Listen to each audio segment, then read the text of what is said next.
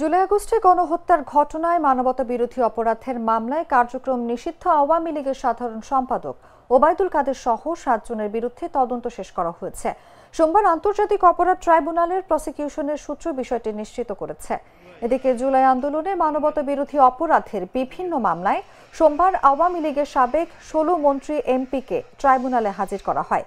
সকালে কেরানীগঞ্জ, কাশিমপুর ও নারায়ণগঞ্জ সহ বিভিন্ন কারাগার থেকে প্রিজন ভ্যানে করে তাদের ট্রাইব্যুনালে হাজির করা হয়।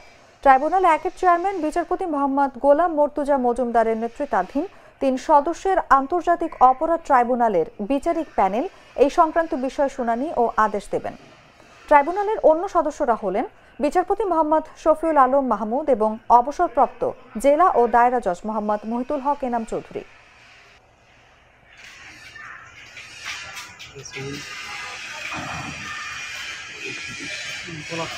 বলো